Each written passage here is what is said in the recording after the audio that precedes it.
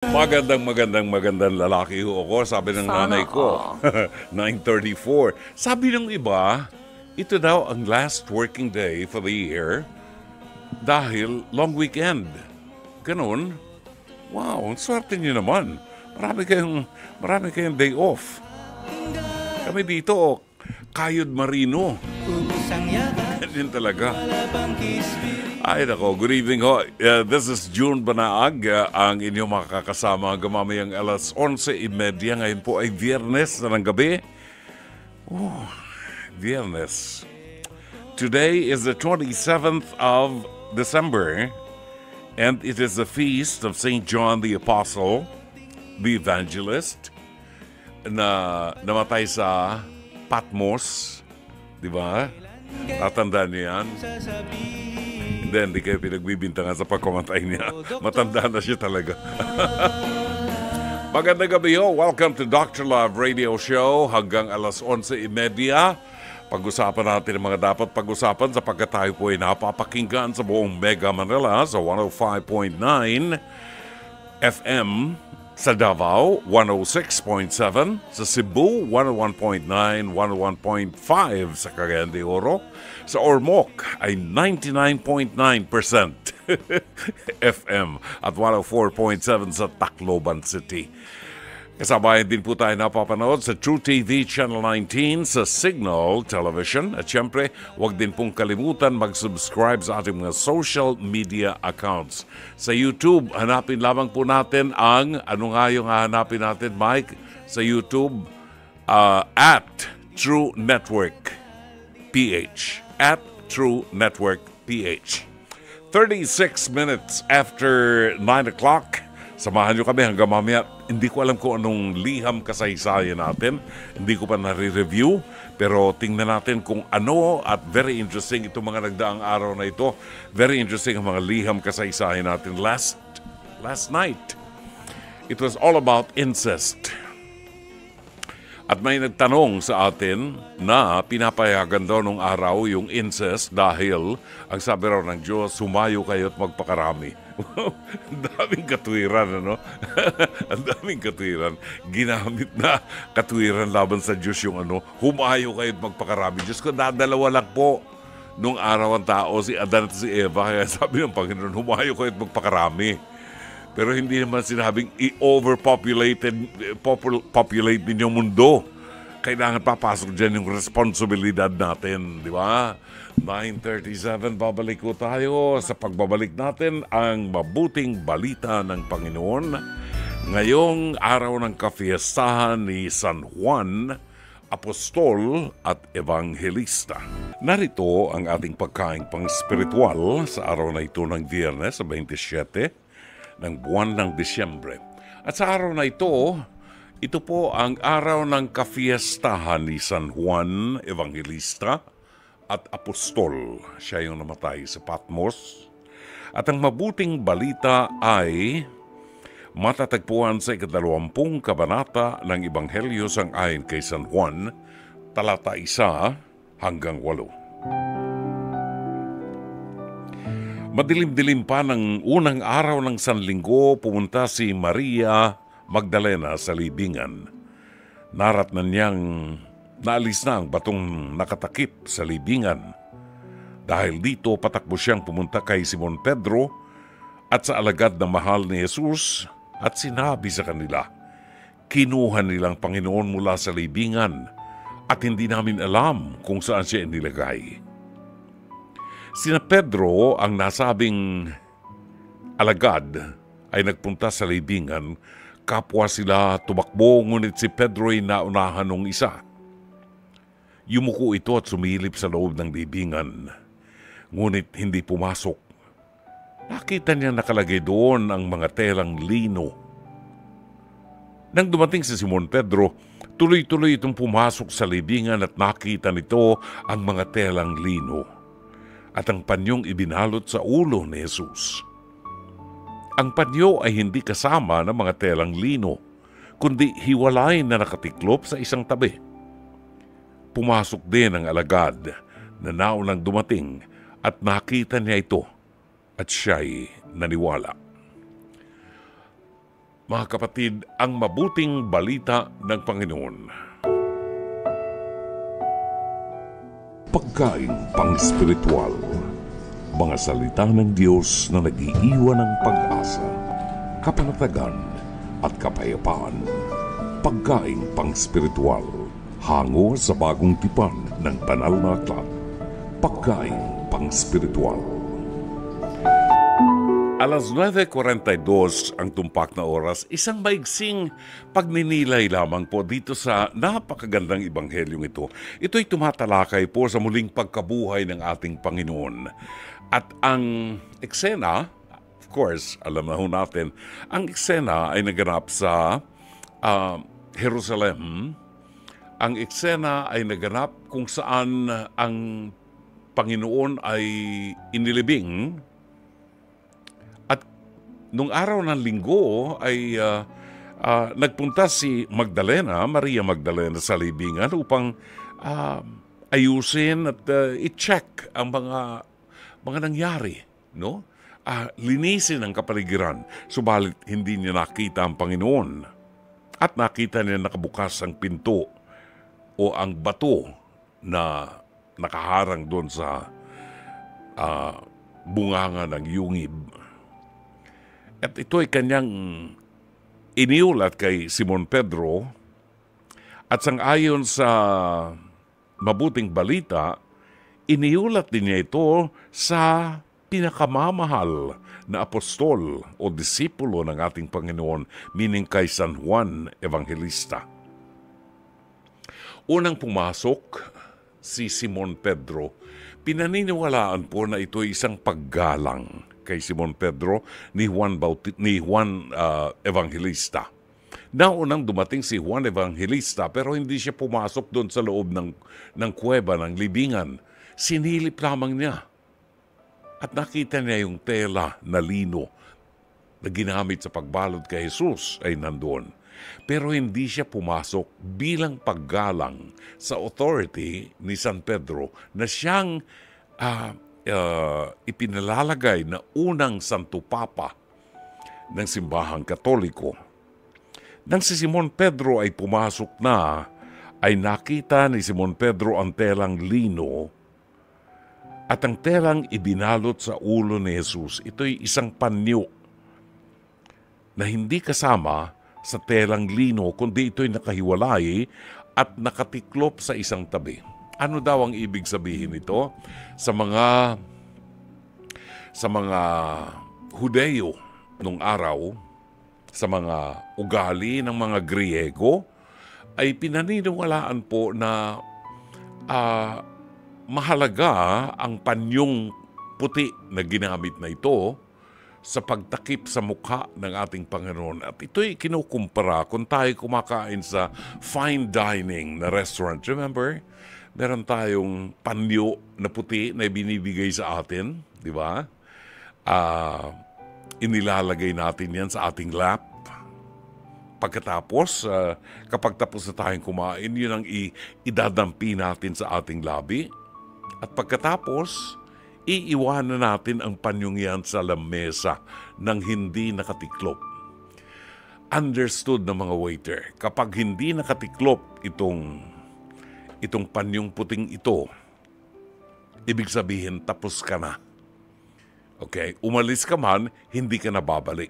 Pero kapag ang panyo ay nakatiklop at inilagay mo sa ibabaw ng lamesa, ito'y nangangahulugan, lumang practice na po ito, ito'y nangangahulugan na hindi ka patapos at babalik ka. Ibig sabihin, pupunta ka lamang, pupunta ka sa banyo, sa powder room, pero babalik ka kasi yung telang ginamit mo, yung panyong ginamit mo ay nakatiklop at gagamitin mo pa.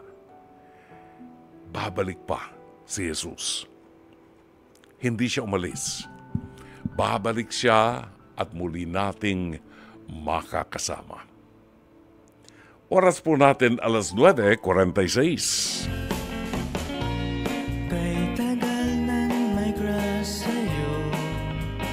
At sa bahaging ito ng ating palatuntunan, ito po ang Face to Face, hirit ni Dr. Love.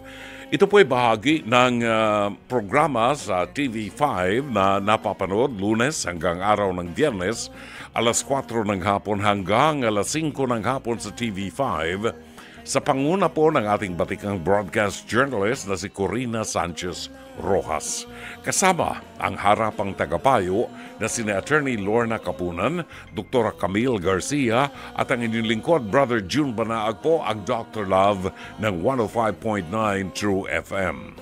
Sakali po na medyo nabagbag ang inyong damdamin, sakaling medyo nainis kayo ng konti sa napanood po ninyo, maaari kayo magkomento o magbigay ng inyong mensahe at ipadala ang inyong mensahe sa Dr. Love Facebook Messenger o kaya po ay mag-comment sa ating live stream. Pwede rin po tumawag sa ating mga linya ng telepono 8689-3289 at 8689-3290. Narito ang ating episode ngayong gabi. Panoorin po natin pinamagatang Ilong and Lasting Love. Narito. Ano siyang ibulgarang nararamdaman o sakit at selos sa mapait na relasyon dahil sa ilong? Nits, humarap ka na!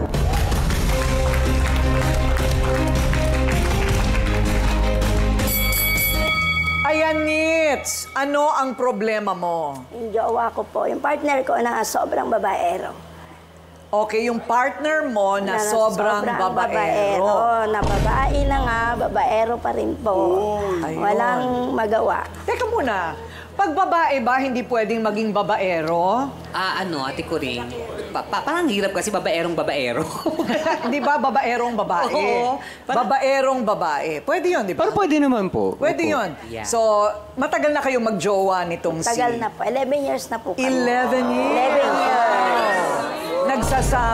Nagsasama. Ayun.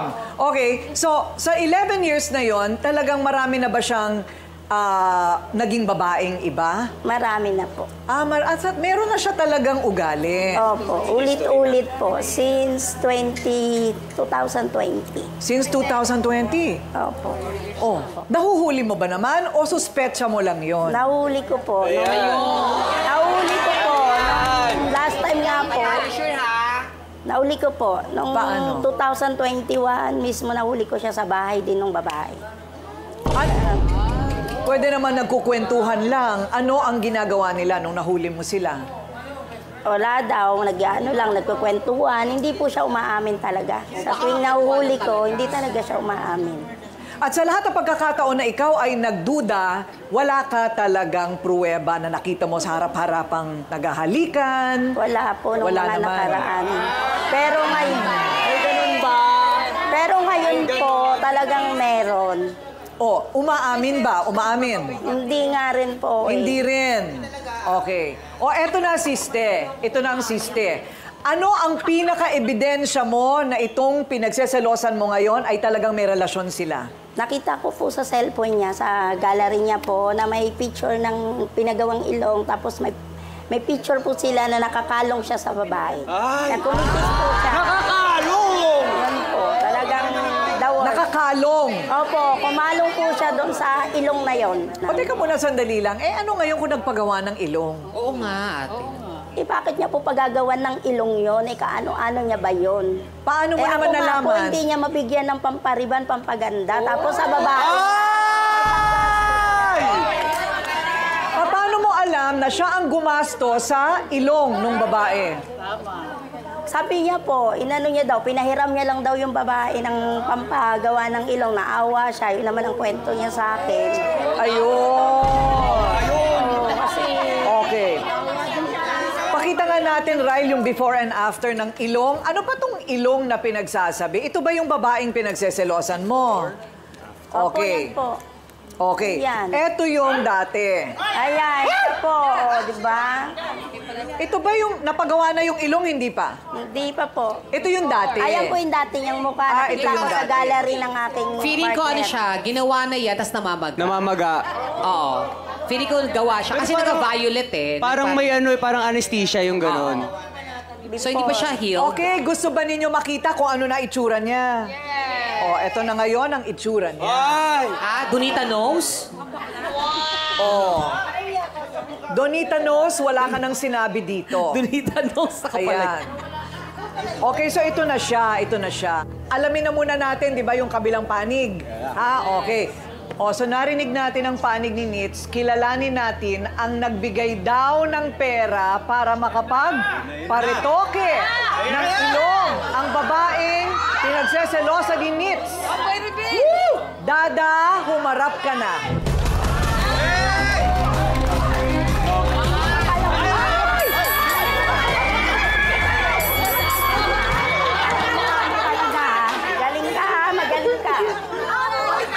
Tatanggalan ko ng ilong yung babae mo. Hindi naman yung totoo, lahat.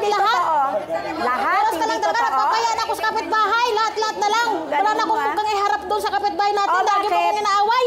Lagi mo kong minumura. Hindi naman totoo. Bakit siya pinahiram mo? Ako, pinapariban mo? Kapala mo! Hindi ka ba nakontento? Ano? Pinagawan kita ng bahay? Ano ba bang kulang sa'yo? Iyon na bahay mo! Okay. Palamigin muna natin ang nose to nose, face to face.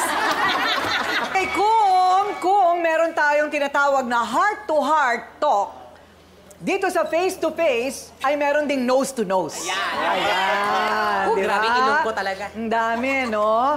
Okay. So, ito na ngayon. Diretsahang usapan na ito, Dada. Pogi mo, ha? Pinag-aagawan ka, ha? Pinag-aagawan si Idol. Friendly lang po ako, ma'am. Ha? Friendly lang po ako talaga. Friendly? Alam mo bakit yan parati lahat ang sinasabi? Number 1 palusot, friendly. Oo, number 1, pambansang palusot. Friendly. Ayan, okay. So, totoo ba na may iba kang babae na pinagawa mo pa ang ilong? Wala na po, ma'am. Yan lang po. Magaling ka talaga. Magaling ka magsinungaling. Teka, Magaling ka. sino ang nasa puso mo ngayon? Si Nitz po. Si Nitz. Kasi masyado lang talaga si Losa. Reban! So, 7,000, pero ang hinala mo, binayaran niya. Pero sabi niya, inutang lang sa kanya. Ano ang totoo? Inutang lang po, ma'am. Kasi Hindi ganito totoo po yan. yan. Si Ann po kasi, minsan, nagkukwento sa akin yung tungkol sa buhay niya. Siyempre, lumambot naman yung loob ko. Siyempre, ano ba yung maitulong ko sa'yo? Sabi niya, magpaparituki daw siya ng ilong kasi magpapalit daw siya ng trabaho, ma'am. Pero pag nakapagsahod siya, unti-unti niya naman Sahod na wala kang trabaho. Mag-a-apply nga siya. Nabola ka Mag-a-apply pa mo. nga. Hiram, Kasi pinahiram. unti-unti na daw ako Baka bayaran. nabola ka, hindi mo pinahiram. Hindi mo lang kasi naintindihan. May ano ka, may relasyon talaga kayo. Pairami mo ng ganong kalaki. Hiram, alam mo walang trabaho. Kalokohan. Kalokohan Lagi yan. na daw siya Kalokohan. binubulinan sa kanila. Hindi siya makahanap ng Kalokohan trabaho yan. kasi nga, bakit daw yung ilong niya, pango, malaki Okay. daw. Ba't hindi yung ilong mo Gwapo. Diba? Gwapo ka pa lang mukha mo. Gwapo ka. Okay, pero sinasabi mong wala kayong relasyon. Wala po, ma'am. Ryle, ang ating mesa ng ebidensya.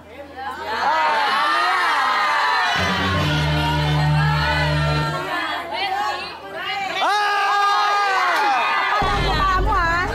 Ano yan? Sabi kasi yan, mag-selfie daw kami. Ngayon, ang sabi ng kaibigan ko, ikis mo. Ang ginawa ko, ma'am, siyempre lasing ako, nag-smack lang yan. Hindi naman talaga. Inamin din! Nakakaganon lang ako. Parang binubulungan ko lang siya. Hindi naman totoo talaga yan. Oh. Aminado. Diba Alam mo, po? tingin ko Magaling ganito lumusot yan, Ate Hindi. Corinne. Ito, aminado. Ito yung personal. May problema tayo, Dada. May problema tayo dito pa lang, oh. Wala po, ma'am. Oh, Diba? Magaling ka lumusot. Tapos ako, Tawa-tawa ka lang eh. alam mo, yung ganyan na, syempre, babae ang gusto mo, di ba? Madalas ka daw mahuli na sa noong nakaraan. Tapos, pinahiram mo, malaking bagay ang 7,000 pesos. May damdamin ka na dyan. Di po. Ayaw talaga umamin. Sinets lang po talaga. Todo dinay lagi eh. Dr. Love, ikaw ba'y naniniwala sa platonic relationship between two people? Platonic sa Platonic, kanilang ibig dalawa. sabihin yung magpapahiram ka ng ganong kalaki, smack lang. Oo. Pero platonic, talagang kaibigan Pare, lang. huwag mo masyadong obvious tayo eh. Aminin mo na kung talaga may relasyon. Hanggang itinatago mo yan, lalong lalabas yan. Oh, kay Nets. 11 years na kayong magkasama. 11 years po. Tagal na, di ba? May marami ng investment, emotions, everything. Hindi ka pa rin talaga makapagtiwala sa kanya? Hindi na po kasi ulit-ulit na lang eh. Paulit-ulit na lang. Ano ang plano mo? Yung kung gusto niya doon na siya. Ayun, mamaya sasagutin yan kay si ate ko rin ang magtatanong. Kapag gumastos na ba ang isang tao sa ibang tao na hindi naman niya kaano-ano, ibig mong sabihin may meaning na yon? Hindi naman siguro. Ako ginagawa ko yun araw-araw dito. Pero mga tao na talagang mahilig tumulong. Pero dito sa kasong ito, ilang beses natin napag-usapan na ate ko rin, yung platonic relationship. Tingin ko walang platonic dito kay Dada at saka dito sa... Kay Ann, oo. Walang platonic kasi bago pa lang sila eh. Mahirap paniwalaan na nahulog ka agad yung loob ni Ann kay Dada. Nag-inuman lang sila, nahulog na yung loob niya. Hindi rin platonic dahil walang investment ng time or emotion buhat kay Dada. Si Dada, maaaring tumulong hoping against hope na meron siyang makukuha. Ergo, nandoon yung picture ng smack. May kapalit. Diba? Kay pangalan kay Nets, we can sense your insecurities, no? Dahil this is not a normal relationship between a man and a woman, So, nararamdaman natin yung insecurities mo. Siguro malaki na itutulong din ni Dada sa'yo, financially or something. At yung 11 taon na ininvest mong emosyon sa pagsasama ninyo. So, nandun yung insecurities. But one thing I can tell you is this, napakahirap sa isang karelasyon yung walang tiwala sa'yo yung karelasyon mo. Lahat ng kilos mo may kulay, lahat ng kilos mo may pakahulugan. Diyan masisira ang inyong relasyon. You might want to think about it. Salamat. Salamat din, ate ko ring. Maraming salamat. Ganyan, kasi paano magkakaroon ng Paano magkakaroon ng security? Yun nga ang babae at lalaki, may mga insecurities di ba? Kung dito ka umaasa kay Dada ng panggastos mo, pangsuporta sa mga anak mo, pagka nahulog ang kalooban ni Dada sa ibang babae, talagang matinding sakit yan, di ba? Matinding sakit yan. Iindahin talaga yan ni Nits. Kung meron po kayong opinion, maaari niyong ipadalangin yung mensahe sa atin. Opinion niyo dito sa ating napanood na episode ng Pest to Pez. Pwede ko kayo magkomento, ipadala lamang ang inyong mensahe sa Dr. Love Facebook Messenger o kaya ay mag-comment po sa ating live stream or pwede kayong tumawag sa 8689-3289 at 8689-3290.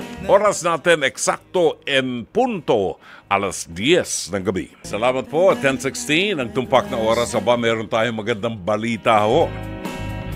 Ito, hindi pa napapanood Bukas pa kami manonood ni Mrs. Isa lang ang aking isa lang ang gusto kong panoorin na pelikula sa MMFF, The Kingdom. Dahil ang sabi nila, ito lang ang unang-unang pelikula ni Bossing, si Vic Soto, na serious ang kanyang pagganap, Sabi ko, kaiba ito. Pero sabi ng marami, napakaganda ng execution. Sabi ng mga historians, maganda yung pagkaka-research nila. Kaya ito ang balita ngayon. Ito kapapasok lang pong balita ngayon, sapagkat ginaganap pa po ngayon ang MMFF 50th Gabi ng Parangal.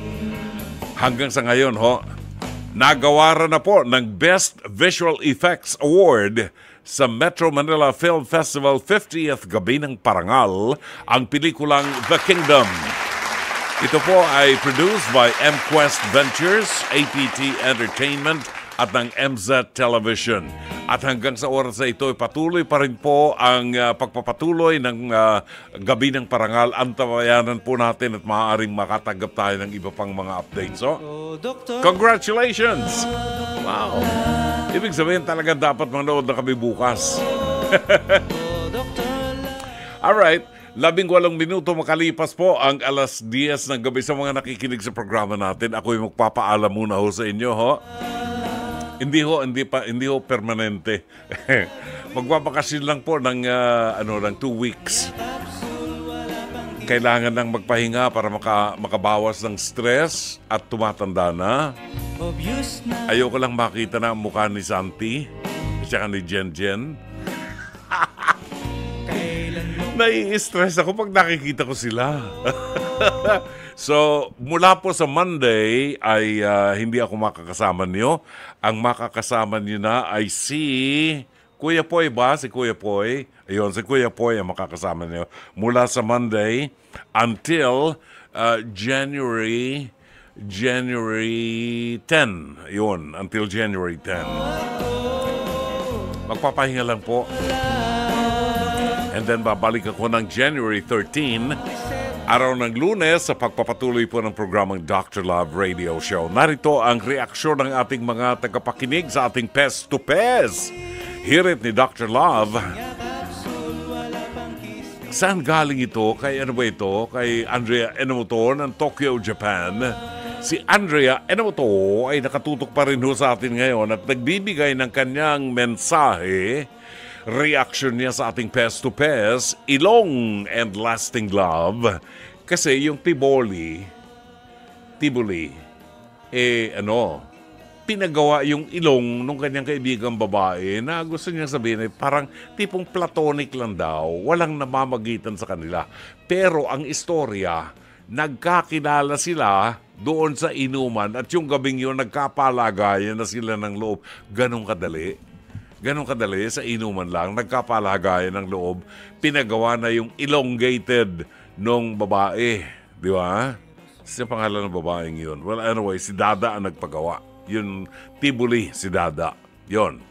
Ang sabi ni Andrea Enomoto ng Tokyo, Japan, sa ngiti lang ng Tibuling yan, mukhang may something naman sa ilong na ipinagawa. Nakaw, ewan, no comment, di ko alam ang feeling ng Tibuli.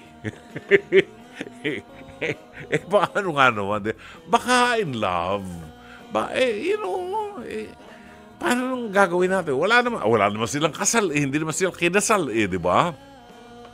Kaya yun ang problema. Wala silang commitment talaga. Ayun nga, mga kasal ka, nagkakaloko-loko rin, di ba? Alright. Ano ito? Wani ba to? Onay, whatever. Salit. Huwag ka masyadong silosa, ma'am. Pag mahal mo ang isang tao, dapat may tiwala ka.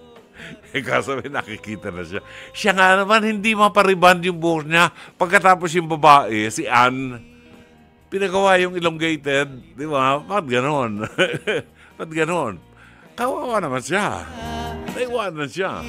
Rebound nga lamang Hindi pa maparipan yung kanyang buhok Yung isang girl, si Annie, pinagawa yung ilong. Anyway, 21 minutes after 10. Magandang gabi ho kay Eleni Hongko ng Kuwait na ngayon ay nakatutok sa ating programa.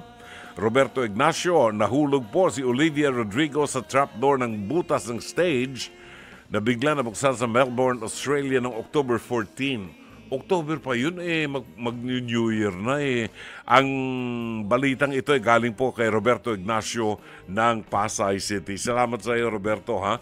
Buhat sa Seattle, Washington, si Shari Picho ay bumabati ng magandang gabi and a blessed, wonderful staff, blessed Friday. Marvin Zandro Riabad. Dr. Love, happy weekend po. Long, tiring day and it ends with Dr. Love. Attendance check po from North Caloocan. Si Ambo Estrella buwabati ng magandang gabi, nagpapacheck ng attendance. Buhat sa Paranaque at buwabati ng advance Happy New Year.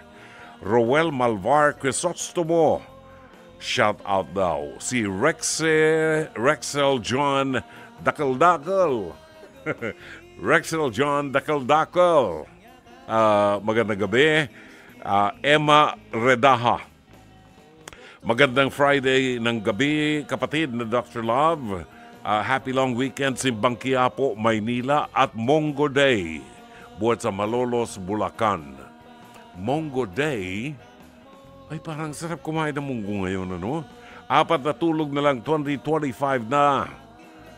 Mga kapatid, buhat kay Emma Redaha, Lanza Bilyon, buwabati ng magandang gabi, watching from Ilocos Norte. Ano yung surprise mo? Surprise call from a doctor lover on the line. Gusto raw po kayo makausap, taga Baguio? Sige, pasok natin, taga Baguio. Surprise? Sino kaya ito? Hello, good evening. Hello. Merry Christmas, Happy New Year. Ay, buwisit. Kilala ko to. Marivi Viola. Happy New Year. Merry Christmas. Dr. Love. I'm fine. I I missed wanted you. to surprise you. That's why I told him not to give my name. Oo nga, nakita ko rito. Nilagay pa dito sa Walang pangalan. Ngayon ko lang nakita. Boses mo pa lang, pag hello mo pa lang, alam ko na, parang nag-flashback sa akin yung mga memories natin ng mga nagdaang mga biyahe daming natin. days, Russia, what else? Holy Land. Oo, ang dami. Fatima, Portugal, sa yes. Europe, di ba? Dr. Love, gusto mo mag-comment ako about... No. I'd like to hear from you. No, I think, you should know about this one, yung pinakita mo kanina, yung face-to-face. Kasi I don't think you should do anything about your nose. I think you should be happy with what you have. Kasi ang beauty naman is parang ano lang di ba? Parang ano lang yan, mas maganda kung beautiful ka in the inside. Ayun, oo. Ay hindi, may mga tao, alam mo, may mga tao na na ginagamit nila yung pagpapa-enhance ng mukha nila, pagpapaayos ng ilong. May mga nakasama ko diyan, mga nagpaayos ng ilong. Si Donita Knows, nagpaayos ng ilong yan. Kasi kailangan niya sa hanapbuhay niya, di ba? For me, I don't know, okay, if that's their opinion and they feel more secured pag nakapagpaayos sila, that's fine. But, mas maganda siguro if you will look at the inner thing more than the outer. Oy, ito. Si Alan Kay sa Itbulaga. Yeah. Bakit kinakapitalize niya yung ilong niya? Hindi nga, pangunga siya, di ba? Hindi niya pinaayos yung ilong niya. Kinakapitalize niya yun. Yun ang identity ng Alan Kay. Yeah. Di ba? Pwede, yeah. Like us. I mean, kanya-kanya yan But I respect whatever they believe in. But personally, for me, I'd rather be myself, like, mas maganda yung sa inner you be nice to people. Tingnan mong ilong... Well, I've been trying, that.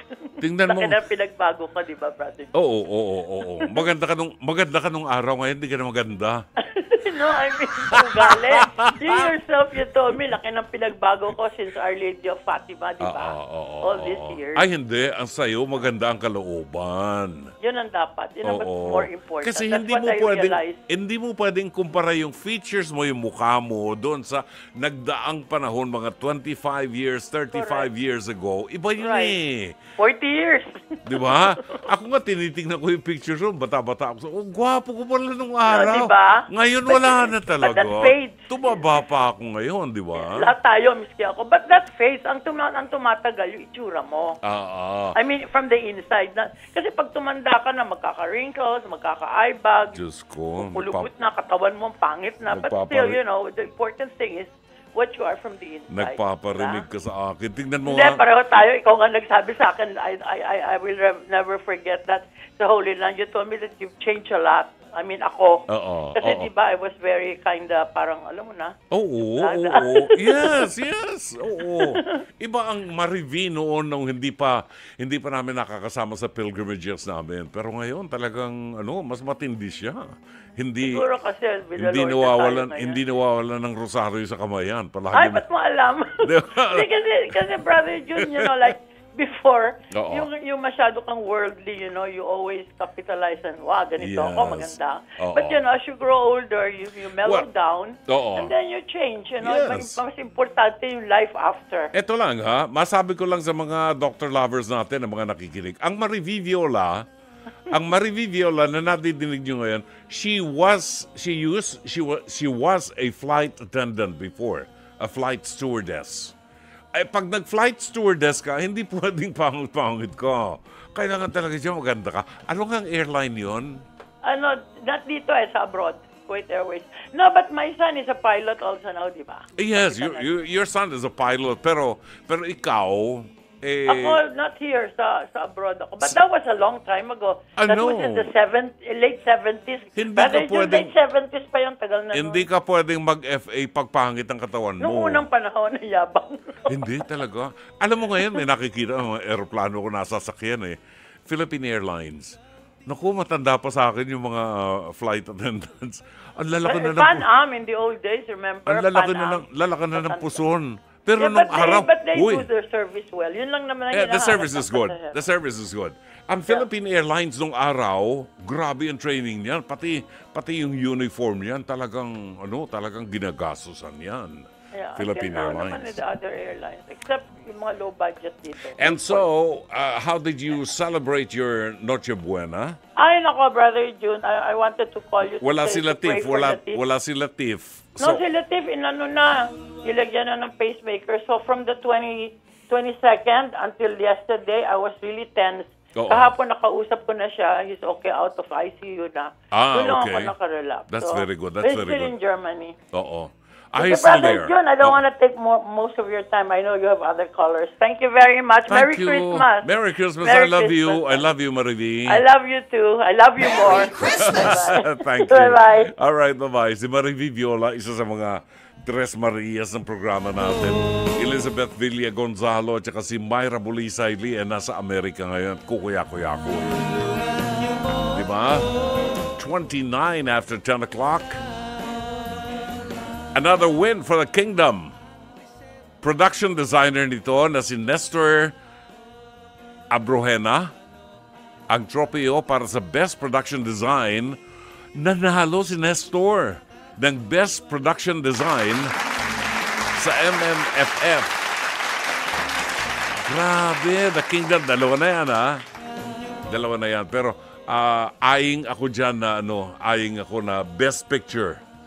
Maybe before the end of the program, baka meron tayong makuhang balita na Best Picture ang The Kingdom.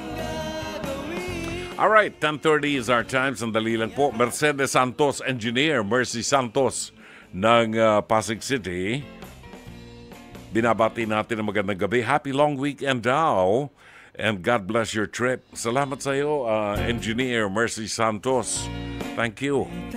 Ano lang, naglalambing ang mga anak, kailangan mapasyalan natin sila at makasama. Dahil nung Christmas, wala tayo, hindi natin kasama dahil may trabaho tayo rito. So, New Year naman tayo magsasama-sama ng mga anak natin doon. Si James Gonzales Pacheco ng Balamban, Cebu ay bumabati ng magandang gabi. Lampa Galion, Mira CY, Blanca Manaba. Good evening. Pa-shout out po sa pinsan ko kay Jenny Salaveria ng Siniloan, Laguna. Hinihintay ko siya nung Pasko, hindi siya dumating. Maraming salamat. Baka walang masakyan.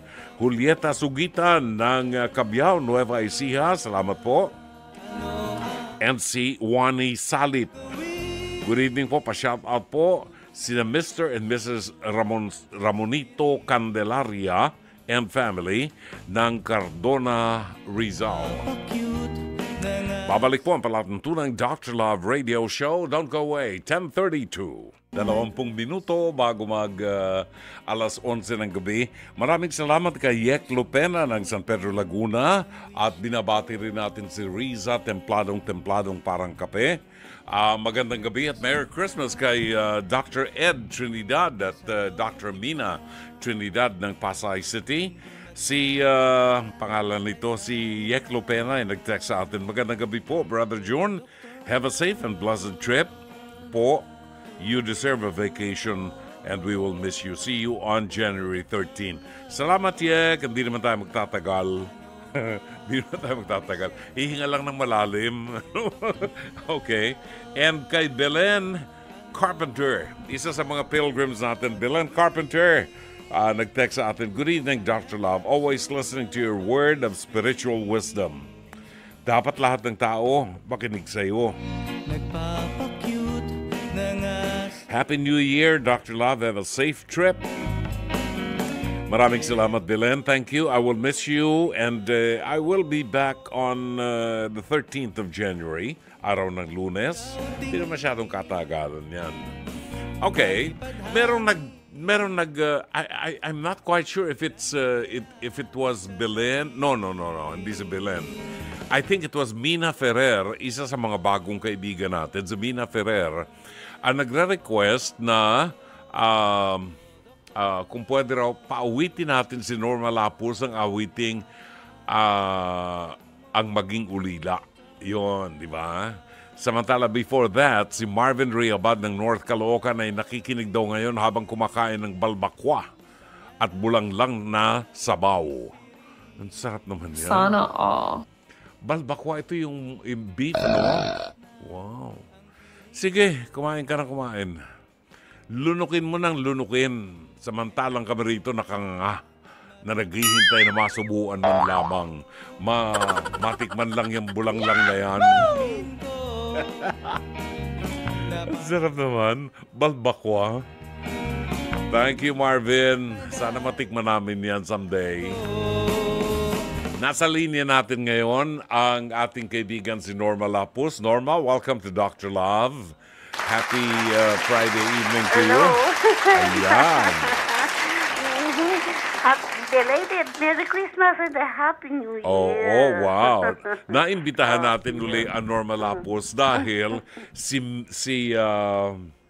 Miss Ferrer, Mina Ferrer, ay nag-request ng... Yung pala yun. Oo, si Mina Ferrer. Pero ngayon ko lang nalaman, Miss Mina Ferrer. Nag-request siya ng awiting Ang Maging Ulila. Ikaw ko naman. Yun. Ang lungkot naman ng request mo. Kasi synonymous kasi yun sa Norma Lapus Diba? Ko ba? Synonymous yun sa Norma Lapus. Pag sinabi mo yung title ng song na yan. Maging Ulila. Meron pa akong isang title. Pag hindi akong umawit, pero mahal na mahal ko ang awit. Ano yun? Gabing Walang Umaga. Diba? Ay, kinanta naman na yan, di ba? Saan gabi? Kinanta ko, pero yun ang title ko pang isa. Yun, Gabing Walang Umaga. Yung likha ni Maestro, si Tata Philip ko na. Namimiss ko. Anong feeling, Norma, ng mahabang panahon na wala ka sa entablado, hindi ka nakakapag-record ng mga awitin mo, pero may mga tao nakakaalala pa sa'yo at nire-request pa yung mga awitin mo nung araw, Oo. Anong feeling mo? Anong masasabi mo dyan?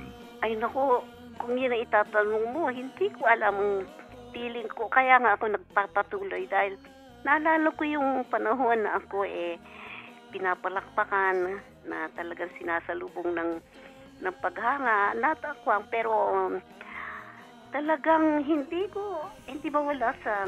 Hindi na maalis yun kasi kaiba yung feeling na nandun ka sa entablado pagkatapos ng mag-perform, papalakpakan ka ng tao, magsisigawan ng mga tao talaga. Di ba? Iba yung feeling nun no? Iba yung feeling na kapanahunan mo talaga. Binudumog ka, tinahangaan ka. Oo, hinahangaan ka. Para kung wala ng kamatayan, parang wala ng katapusan yun sapagkat yun naman, kakaiba naman kasi ang talent mo. At walang makapapantay dun sa Norma Lapus na yan. Di ba? Naku, ako alam mo ba, ang Sampaguita, naging bahagi rin ng buhay ko. Sampaguita Pictures? Sampaguita, Bulaklak. Oo. Yung Bulaklak. Oo. Sampaguita ng aking lahi. Kasi, pagkatapos ng kanta ko, Diyos ko, namumulaklak ako, hindi mo na makita ang mukha ko. Kasi, kasalukuyan ako kumakanta, may nagsasabit ng bulaklak ng Sampaguita. Sampaguita Lay. Oo, kaya ako, Diyos ko, sabi ko, pagdating ko sa room, namumulaklak halos, pati mukha ko, namumulak, hindi Oo. Kaya, yung sampagita, my favorite flower. Saka bulaklak yan ng ating bayan. Sampagita, nung araw nilalagyan niya ng sampagita, tsaka ilang-ilang. Ilang-ilang to sa pinakadulo. Sa pinakadulo, di ba? Oo. Ngayon, kukunti na yata ang puno ng ilang-ilang ngayon. Oo. Kami kasi dito sa Tagaytay, nagtanim ng bayaw ko ng sampagita. Sampagita, pero hindi tumagal. Ayan? Ko ba? May tanim ako sa sampagita, nagbubulaklak pa ngayon eh. Oo, talaga. Tapos nagtanim kami ng dama de noche na tuwing gabi, maaamoy mo. Dama de noche. Oo. Dama de noche. Meron din ako niyan sa rooftop. Tatandaan ko doon sa property ko sa Pila, Laguna, nagtanim ako doon ng ilang-ilang. Yon. Yung ilang-ilang. Yan yung mga paborito. At saka, Uy, may awit niyan, di ba? Ilang-ilang. Ayun siya't nagkukubli. Ayan ba yun? Sa lilim ng ilang. Oo, totoo. Talagang meron yun. Meron pa, kampupot. Ako'y kampupot. Di ba? Oo. Ako'y kampupot. La. Sino kumanta niyan? Kunching Rosal. Kunching opera, Rosal. Oo. Ni Silvia, Ang Maya. Yan. Ang ibon sa parang kapag lumilipad. Wow. Madalasang taga ng kaniyang pakpak.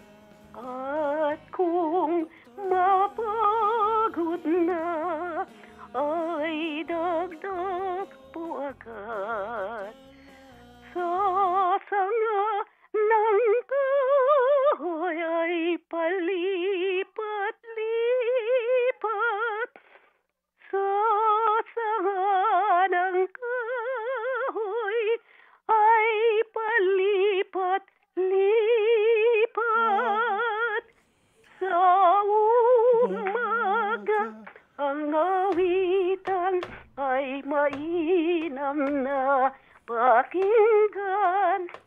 Sa gabi dumadap, di mahuli at maliksi. Yan yun. Yung Maria, hindi ko Hinihintay ko matapos. Ang ganda. Ang haba nung kaya. Ang Hindi part 2 yun. dinig kang umawit yan, ang Maya ay si Conching Rosal. Yan. Naku, anong mga mga koloratura. Yan. Di mahuli. Yung ganun. Oo. May part 2 pa yan may karugtong. Oo, Silvia La Torre. Kinakanta rin yan. Si Silvia, si Kunting. Yun. Silang dalawa. Okay. Well, anyway, bago magasgas ang lalamunan ni Norma Lapus, yung request ng ating kaibigan, pagbibigyan natin. Oo. No? Okay. Maalala ko nung isang gabi may narinig kong bumati sa akin, lalaki, hindi ko alam ang pangalan dito. Diyan din. Baka si Lanza Bellion. Hindi pa yun. Hindi pa Hindi pa si lalaki, Lance. parang may edad na yung boses niya. Oo. Kaya, yun. Kasi naman, nadidinig ka sa programa. Oo. Kung sino naman kayo, salamat sino yun. Oo. Ako, batiin ko muna yung mga Sige, ang family go ahead. Oo. Kabababa lang ni Jonel, kanila na siya bumaba. Mula nung 21, nandito na siya. Umabot din siya ng 1 linggo rito, pero sa bagong taon to siya sa UP. Tapos magbe-birthday yung anak niya, yung apo ko na yun, si Angelica Marie Hota. Bukas, birthday, Angel, happy birthday. Hota sila, Hota family. Hota. Oo. Okay. Ano nga yung Tapos, Hota? siyempre, yung mga tagapakinig, yung mga maglola sa Fairview, si Julian. Julian, happy listening apo. Tsaka yung mami niya, si Dimple. Tsaka yung kapatid ko, si Evelyn Vargas. Yan. Yung nakikita niyong picture ngayon sa screen ay si Norma Lapus. Siguro yan mga 20 years old siya dyan. Siguro, or 19, 20. oo. Oo, yan. Saka yung kasama ko, yung kapatid ko rito, si Milet and Manny Parungaw. Mag-asawa rin sila. Tatlo lang kami rito. Kasi yung anak nila bumabaring kasama ng kuya niya. Ilan sa mga kapatid mong umaawit? Ay, alam mo, meron akong, nung mga siguro mga 1971 to 1978, meron akong isinamang kapatid ko na mahilig din kumanta at ang halos ang boses niya, kapareho ko. Uy, okay. Oo. Kaso, nung nag-asawa na siya, hindi pa rin niya ako iniwan. Pinasama. Nung dalawa ng anak niya, medyo ayaw niya na. Siyempre, priority na yung pamilya, di ba? Nagsolo na ako. Pero last year, namatay siya eh. Ganun ba? Namatay si sad. Linda, ang pangalan Linda. Well, anyway. Sige. Si Mina Ferrer at sa mga fans ni Miss Norma Lapus, narito ang awiting Ang Maging Ulila buhat sa orihinal na umawit nito, Miss Norma Lapus.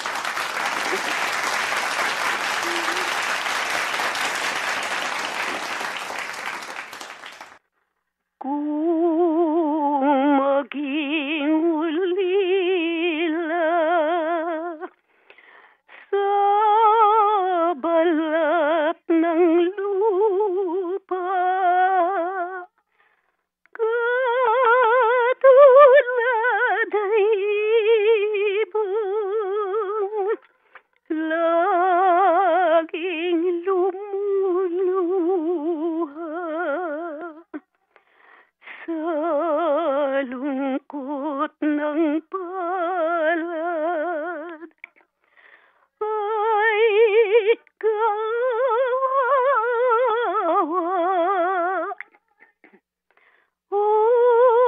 Datla't panawan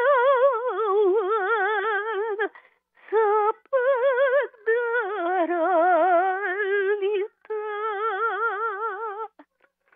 Kung maging ulila, luhang umagos sa gabi at araw, di matapos-tapos. Laging kaulayaw ay sawi kong buhay. Pagkasa'y wala na, lagi pang may lumbay. Kung maging ulila, luhang umagos sa gabi at araw, di matapos-tapos. Laging kaulayaw ay sawi kong buhay. Pag-asa'y wala na, lagi pang may lumbay. Wow, talaga. Wow! Congratulations. Walang pagbabago talaga ang Norma Lapus, ano? Bumabalik ang nakaraan ko. Ay, masaya na nalulungkot. Baka dahil yung mga naging bahagi ng aking ng career, nangawala, nauna na sa akin. Masyadong nag-apura. Oo. Iniwan akong mag-isa. Oo. Ano pa man, ako kapag kinakanta ko yung mga kanta ko, talagang sila naalala ko pa na magkakasama pa kami, ng mga taga-entablado. So, alam mo, nag-record kami ni Jonel nung makalawa eh. Oo. Ay, talaga? Oo, kami, hindi, kaya lang mga pamasko na eh. Akala ko kasi So, siguro makikita kagaya nung may nakita kang awit namin dalawa. Ano ba yung Baka song makita na mo yun? rin yun. Oo. Minamahal kita? Ano ba Oo, yun? yung asahan pangarap. Yun. Yung dueto kami. Oo, Oo. siya si Jonel. Si Jonel. Oo. Pwede bang mag-record uli kayong dalawa? Yung kahit video, yung kita yung mukha niyong dalawa. Oo, kasi hindi mo nakita. Hindi makita yung mukha ni Jonel eh. Hindi nakita si Jonel doon. Hindi hindi ko inaasahang makikita mo yun. Kasi year 2020 pa namin ginawa yun eh. Ganoon. Kailangan siguro mag-record na kayo para magamit natin. Pag sabi niya, itong January, akit siya ulit kasi balak niya magtanim eh. That's very good. Magtanim yun. Sige, mag-record uli kayo para malaman ko at magamit natin dito sa ating programa. Magkatuweto kami. Okay. Maraming salamat, Norma. Salamat din po. Thank you and Happy New Year to you. Thank you. Happy New Year, Norma. Si Norma Lapus po. Ngayon ay nasa Tagaytay siya. 10:56 ang tumpak na oras sa pagpapatuloy ng palatuntunang Dr. Love Radio Show. Meron kaming isang itatampok na awitin. Ito'y inawit ni Carol Banawa. Ang title nito, Awit kay Inay. No? And this is isa sa mga napiling awitin na itatampok natin sa programa. Alas 11:03 ng gabi ngayong Biyernes, bago natin tunghayaan ang liham kasaysayan, nais lamang nating i-acknowledge yung mga natanggap nating mga mensahe buhat sa ating mga listeners. Buhat kay Neneng Dula, buwabati ng maligayang Pasko. Chato sa Avedra Sakluti ng Novaliches, Quezon City. Maraming salamat kay Concepcion de Palubos, nabuwabati ng Happy New Year, Myla. Si Sally Estabilio Rogeria ng Taguig City, maraming salamat. Adela Ahonan ng Finland ay nag-text sa atin. Ao Bautista David, Evelyn Fortunado ng Real Quezon, Lina Ho ng Plaridel, Bulacan, Romeo Baita ng Binyan, Laguna, Sol Ramos ng Taguig City. Mga kababayan natin to, ha? Ren Wayne Amaya, hello Dr. Love, advance Happy New Year. Pa-shout out po from Binangonan, Rizal. Si Elvira Menjola Naldoza ng Pagadian City, malayo yan, ha? Jocelyn Maroliano, ng Mayon, Daraga, Albay. Gigi Elindogan, Merry Christmas and Happy New Year to you, Gigi. And Kuti Mercado ng Simplicity Crafts and Frames. Julieta Suguitan, Maria Teresa Cruz, Marvin Riabad, Brother June, I'm still searching for vinyl record of Miss Norma Lapus. Baka may makita ka pa rin. Mas mapalad ka pag may nakita ka. Claude Maglantay, magandang gabi. Wawa Chen Chang ng Kuwait, Ferdinand Tanda, Chito Rebanal ng Cebu, si Maricar Acosta Petilla, Annalisa Baya ng Pinamungahan, Cebu, kapitbahay namin dito sa Cebu, mga Lapuz family, baka kamag-anak ni Norma Lapuz. Jerry Miranda and Malu Baria. Maraming salamat po sa inyo.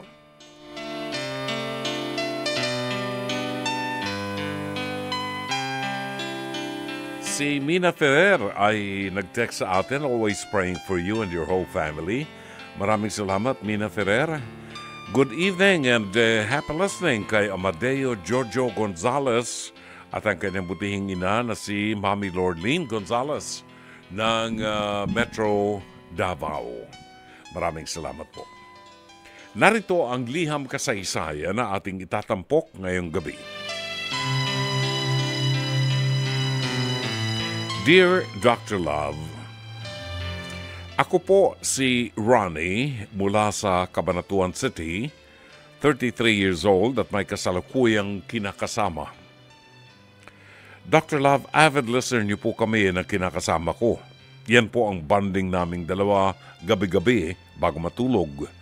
Kaya naman gusto ko na rin pong gawing pagkakataon yon para mapayuhan niyo kami ng sabay. Dr. Love, ang kinakasama ko po ay kasalukuyang buntis. 3 months na po. Unang beses ko pong nalaman na buntis siya at grabe po talaga ang saya ko. Pakiramdam ko rin po, ito ang swerte ko. Umayos ang sahod sa trabaho at medyo nakakahinga na kami ngayon. Gusto ko na po sanang magpakasal pero nung inopen ko po ito sa kanya, nagalit siya. Ang katwiran po ng kinakasama ko sa panahon ngayon ay wala na raw itong silbi. Una sa lahat dahil magagamit na rin daw po ng anak namin ang apelyido ko kahit hindi kami kasal. Pangalawa, hindi na rin daw naman po hinahanap ng ang marriage contract sa ngayon. Basta't may anak kayo, automatic mag-asawa.